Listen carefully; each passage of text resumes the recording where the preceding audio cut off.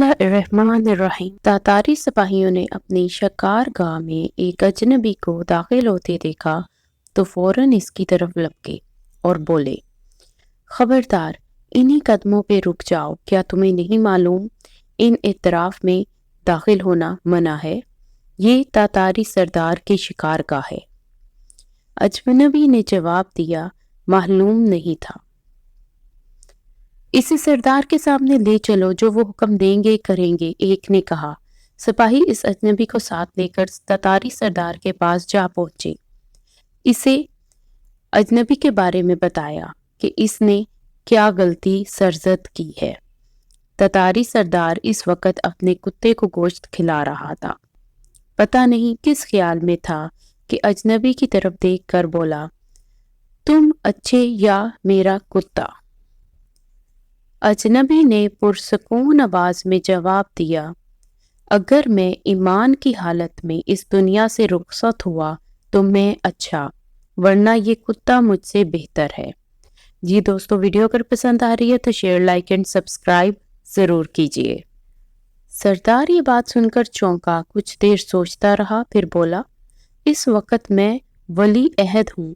जब मुझे ताज और तख्त मिल जाए तब मेरे पास आना तो मैं इस्लाम कबूल कर लूँगा। ये अजनबी शख्स जमालुद्दीन थे।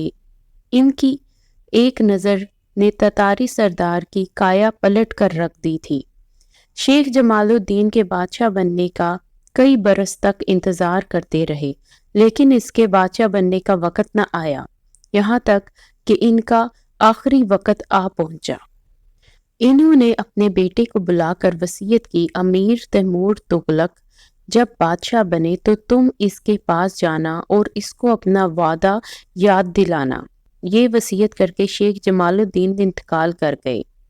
आखिरकार वक्त गुजरने पर अमीर तैमूर बादशाह बना। शेख के साहबजादे इससे मिलने के लिए गए।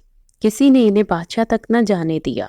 जब किसी तरह मुलाकात ना हो सकी तो उन्होंने एक तदबीर सूझी।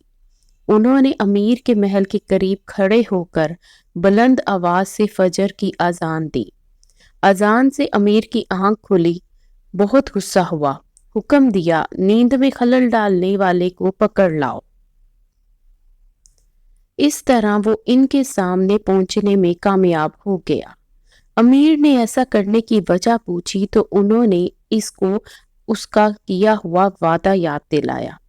अमीर तैमूर को बरसों पहले किया हुआ वादा याद आया और वो फौरन मुसलमान हो गया। इसके साथ इसके बहुत से फौजी और दरबारी भी मुसलमान हो गए। इस तरह तातारियों पर इस्लाम का दरवाज़ा खुल गया। बेशक अल्लाह ताला जिसे दीन की समझ अता करना चाहे तो अल्लाह ही काफ़ी है। ये इंसान की बस की बात नहीं।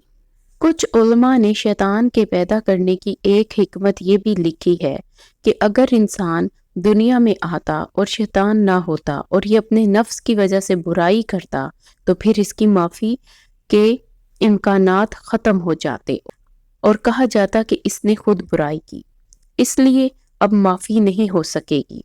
क्योंकि शैतान पैदा हो चुका था और वो भी वरगलाता है, इसलिए अल्लाह रब्बुल इज़्ज़त क़यामत के दिन जिनको माफ़ करना चाहेंगे इनका सारा बोझ शैतान के सर पे डाल देंगे और अल्लाह ताला माफ़ फरमाएंगे कि मेरे इन बंदों को शैतान ने बहकाया था, लिहाजा अब मैं इनको माफ़ करके जन्नत में दाखिल कर देता हूँ। लेकिन अल्लाह ताला ही तमाम इंसानों के लिए सज़ा या जज़ा देने वाला इकलौता है। वो जिसे चाहेगा वो माफ़ फरमा देगा। हम दुआ करते हैं कि अल्लाह ताला हमें भी माफ़ फरमा कर जन्नत में दाखिल करे। कमेंट में एक दफ़ा आमीन ज़रूर लिख दीजिएगा। जी दोस्तों, वीडियो अगर पसंद आई है तो शेयर, लाइक एंड सब्सक्राइब ज़रूर कीजिए। हमारी ऐसी ही आने वाली इस्लामिक और मालूमाती वीडियोस आप तक पहुंचती रहे, इसलिए बेल आइकन के बटन को ज़रूर प्रेस कीजिए। अगली वीडियो में हम आपको एक गुलाम के बादशाह बनने का वाक़या बयान करेंगे। लिंक आई कार्ड में है, ये वीडियो भी ज़रूर देखिएगा। शुक्रिया।